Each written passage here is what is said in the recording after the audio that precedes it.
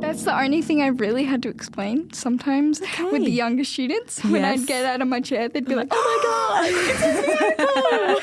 it's It's like she can walk. And I'm like, yeah. Everyone that uses a chair needs it all the time. And then they're like, oh, okay.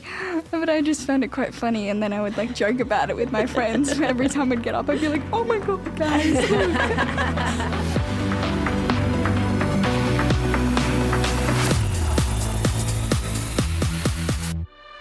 Well, welcome back, everyone. I'm so glad you decided to join us today because in the studio we have an actual guest once again, and she's pretty spectacular. So I want to introduce everyone to the most amazing, the most beautiful Emily Pryor. Hello, Emily. Hello. Thanks for having me. Isn't it so nice to have you? Kate, we have another guest and we're talking about the F words, continuing on. And there was no one that I could have thought of that would do this enough justice than you, Em, because I feel like you have taught me so much about the F words in the most polite way possible. So, well, I just recently went to your 18th birthday party, which was just a blast. And the cool, I got to see what the cool kids look like. This is what 18-year-olds look like. And it was a great party with you and your sister, and you're both 18s, are twins. Yeah. Tell us a little bit about how it feels to be 18 now. It feels pretty cool. I mean, I don't really notice a difference, to be honest. But you always think you're going to be more grown up, right? Yeah. But it is really nice because I'm one of the younger people in my group out of all my friends. So it is nice to finally be 18 and be able to go out with them if I want to. Fair enough. Yes, that's so true, isn't it? Once you're that age. And I guess a bit of background for everyone. The reason why I sound so familiar with Emily is because I am so familiar with Emily. I was her physio. I remember meeting you when you were 8 or 9 months old. Wow. At a lower limb clinic back then at the Centre for Cerebral Palsy, I think is what it was called back then. Yes, it was. And the first time I saw you, and I don't think it's because of me, it's because the doors closed. And the minute the doors closed, you looked at me and you screamed. I love that. I remember it distinctly. I remember the room perfectly. You were sitting on your mum's lap and she's like, it's okay. This is what happens when you close the door. And it was just something that we had to realise back then that closing the door was not a good thing for you.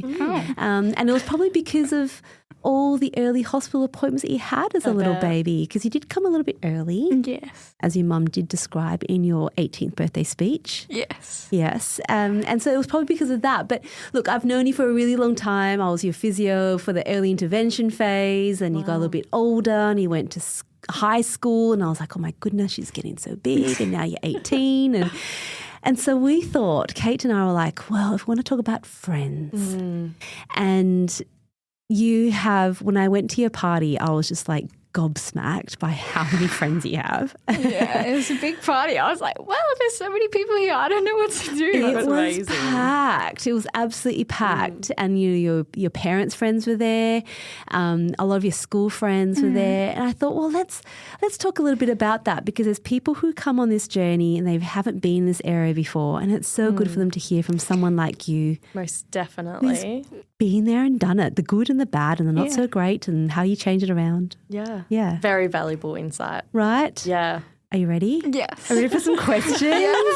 Okay, so I thought the first part was if we can talk a little bit about what school was like for you and how did you balance school and all your therapy appointments, because you not just had therapy appointments, you had hospital appointments as well, and you had school. What was that like for you? So I would say probably in the early days, I would probably miss a little bit of school. But then once I got older, my physio and stuff, they would just come to me. Yeah. At school. Yeah. So it changed then. Yeah. So they'd come to in my PE classes and stuff. Or it would just be a phone call even, especially in the pandemic when we couldn't go. Were you secretly happy? You just FaceTime. Yeah, it was so much easier. Or I would go to school in the morning, go to the appointment, and then hopefully come back. So I'd do half days. And my school was pretty good in that they always made sure that, I had extra help if I needed it, if I was going to miss, school. And I had study classes so I could catch up. Yeah. But I just, Yeah, did it ever feel like, were you ever annoyed? Like, this is going back a long time ago because I knew you're 18.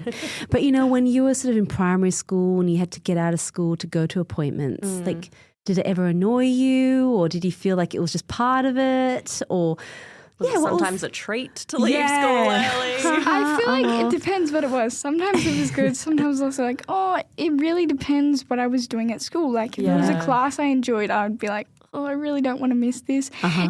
I didn't think it had affected me as much when I was younger, but definitely as I got older, I was like, I can't miss school. I'm in, year 11 and 12 now. I need to focus on my studies.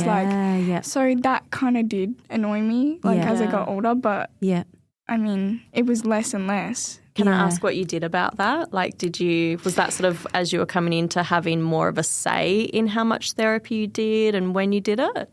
Yeah, so now, in terms of like my therapy and stuff, my mum doesn't really be involved in it anymore. So I go to the gym twice a week now, and I have a personal trainer, and he's like, okay, so what do you want to do? Want to do this? And then I'm like, I have an athletics comp coming up. Can we work on this? So it's all so cool. based on what I want to do. Yeah. How different is that to when in the early days, probably when you you needed your parents, your therapist to probably go, okay, this is probably what we need to work on. Did you remember those times much? Not really, but I think I definitely enjoy it more now that I'm in control, because obviously I'm the person with the disability, so it's my life, I've got to be in control of it. Yeah. And you so are in control of it now. So you go to the gym twice a week. Yes. Yeah, it's putting all of us to shame. Yeah. I was like, that's pretty good. That's awesome. Yeah. That's amazing. So can I ask a little bit about when you were at school? Mm-hmm. Did you ever have to field lots of questions from, your peers or your friends who would ask you about cerebral palsy or why you're in a wheelchair? My friends were they're very understanding. Sometimes now, a lot of them I've known for so long. Yeah. I would just be I wouldn't even have to say anything. And they'd just put out their hand to help me up, or if I needed a bit of extra balance or stuff like that. And other people, if they ask me, I just say, I use a wheelchair sometimes because, my disability affects the way my legs work and I get tired, and it's just safer to get around in my chair at school. Love that. It's a great, simple way of putting it. Yeah. Isn't it? You don't have to go into, you don't have to, you're not telling them too much of your personal situation. You're just telling them this is how it is. And the thing is, I don't always want to go into detail about my personal stuff, because the only people that really need to know that is healthcare professionals and other people like that. So I think that's actually a really important thing to know as a parent with a young child with a disability. It is always a bit of a thing. How much do I want to disclose to, his peers, his teachers and all of that? And it's sort of, it's not my information to tell. So it's sort of, what is that balance? So I really love hearing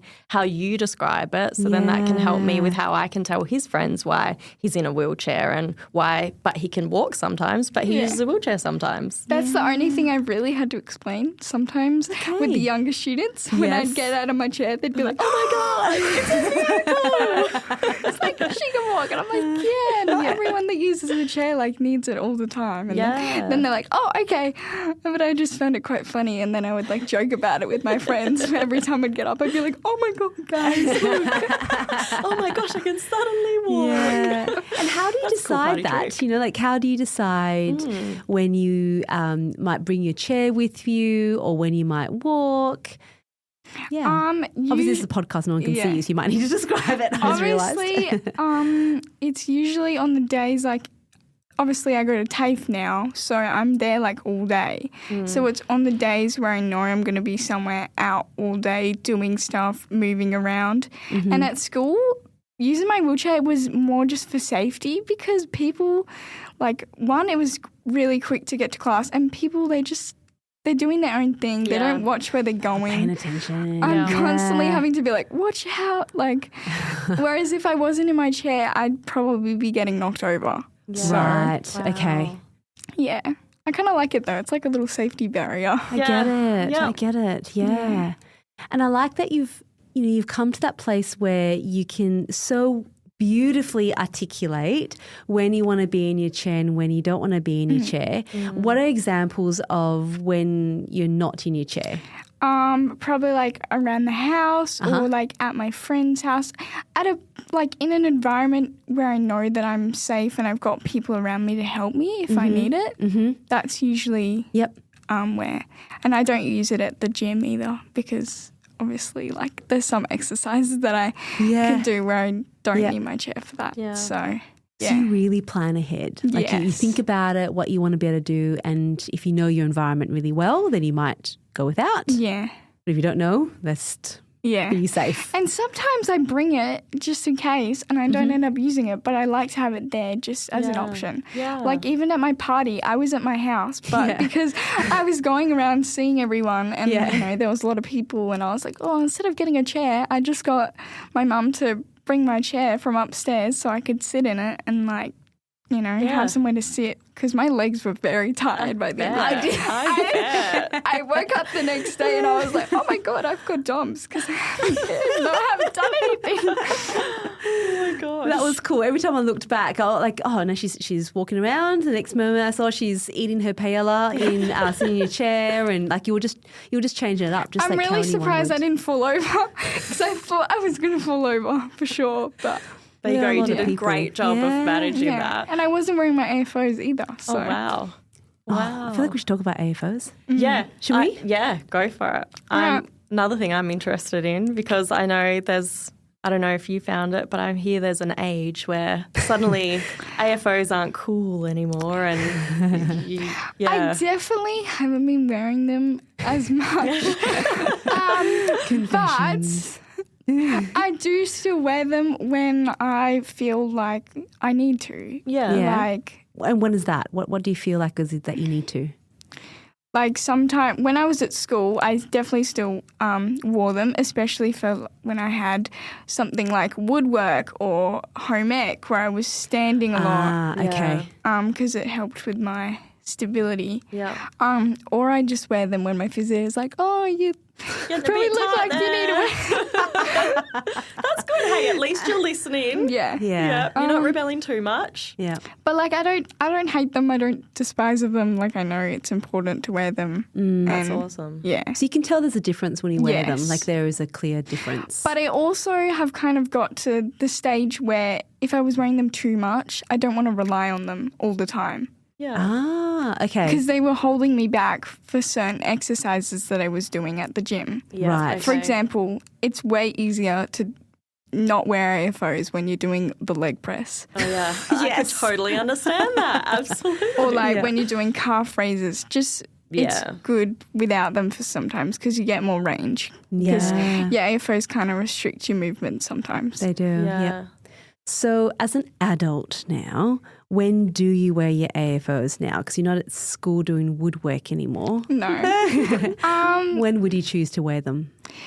It really depends what I'm doing. I would say sometimes certain exercises at the gym. Okay, if so you like still use I'm some. doing a new exercise or it's one that might feel a bit unstable and like my orthotics, because I have orthotics as well, is not enough to support me, then I will wear them. That's amazing that you can feel that difference and you now know your body well enough to know, okay, this exercise I'm going to need that extra stability. That's incredible that you're so all over it and so in tune with your body. Yeah, the other day I was doing cable work and I was like, okay, next time I need to probably wear my AFOs for that. That's amazing. Isn't it so good? Responsible. I know. Oh my so gosh, good? this is so great to hear. Yeah. It's amazing.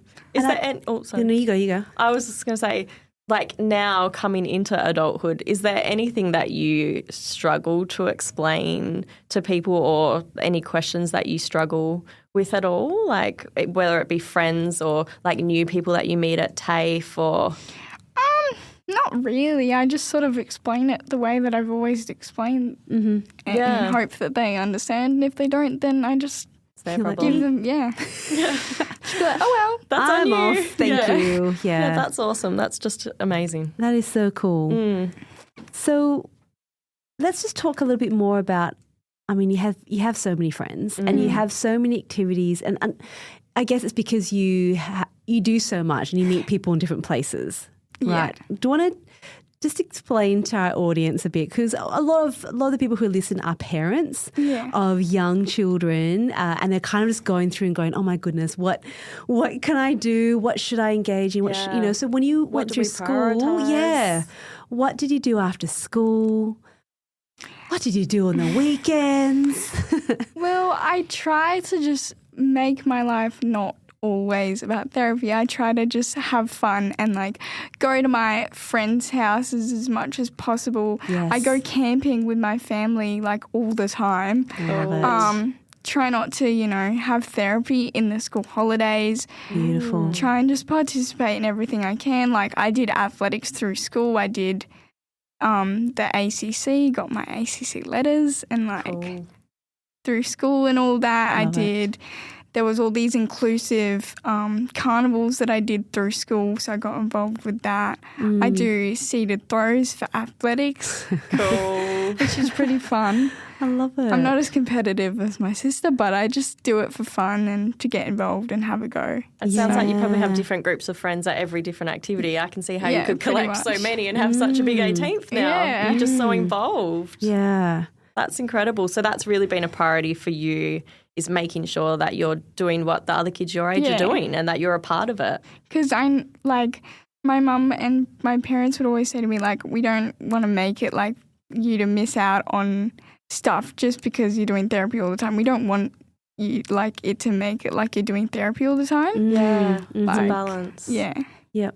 That's so good. Back in the day when you did do a lot more therapy because you were growing, all that kind of stuff, what did you find that I guess helped you the most to what you do now? I don't really know. Yeah, big question. That's a really big question. Yeah. Sorry. That came out and I was like, oh, really that was a good, big question. No, really good Right. question. Really good. I think that like, I don't know, I've always just been a very like self-motivated person. Yeah. I think I just like always had that thought in the back of my mind, like, this is going to help me like in the future. Yeah. And I guess some of the stuff I was doing, I didn't realize that it was actually therapy at the time. So that kind of helped as well. Yeah. Like you that's don't really realize good. it. Everything I do from the moment I get out of bed is pretty much therapy because, you got to get dressed, have a shower, do all of that. So you're basically doing it all the time without realizing it. So because of therapy, you're able to now do all of those things independently, and the best part, what I've just taken from what you've said, is that you didn't even realise that's what you were doing and that's why you were doing it at the time. That's amazing. Yeah. Yeah. Gosh. Tell me now, and the last thing about friends is, what is the best thing you love doing with your friends? Like, talk us through that. Oh, I just love hanging out with them, really.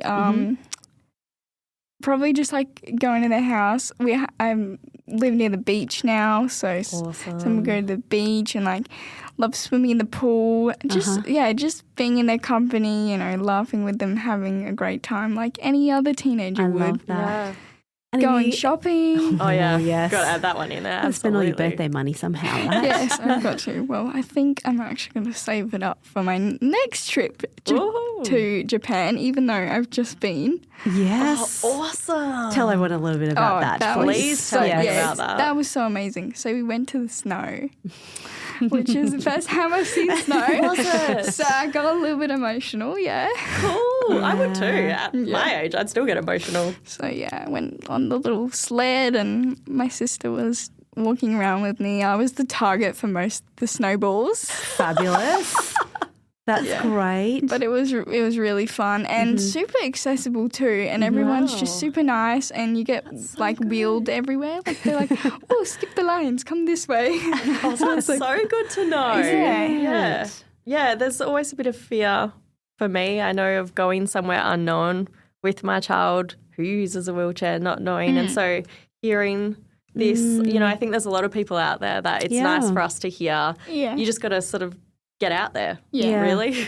And then one day you can travel with your friends. Yeah. As well. It's cool. Yeah. Is that the plan for the next Japan trip? Oh, well, I don't know. Maybe. I hope so in the future, but think my mum's going to come with me again for this one because she loves she was it. pretty Tag along. keen. She was like, yeah. yeah, do you want to go again? Yeah. Sure, I'll come. I think she wants to Twist be my arm. I think she wants to be my plus one for as long as possible. So Fair fair. enough. That's very so fair. beautiful. yeah. So, a message out there for parents who are trying to prioritize therapy and having their kids hang out with some friends or, that whole juggle.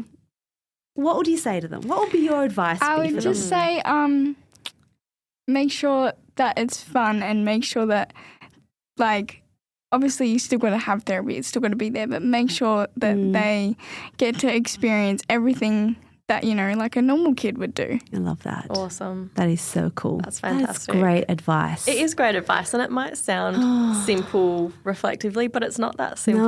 No. It's really a battle, and so having someone like you, Emily, Yeah. with your experience, being able to share that is so important for helping us as parents prioritise what we need to prioritise and know it's okay. Yeah. So yeah, thank you. That's incredibly Love that. valuable.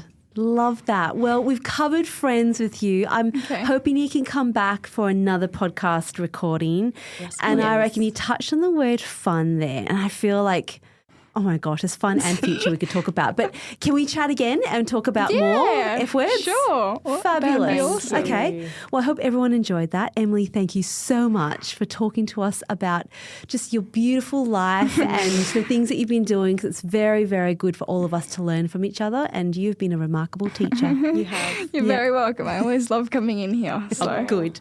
See? we can be friends with these cool kids. We got 18-year-old friends. That's right. Thanks, everyone. We'll talk to you again really soon. Thank you. Bye.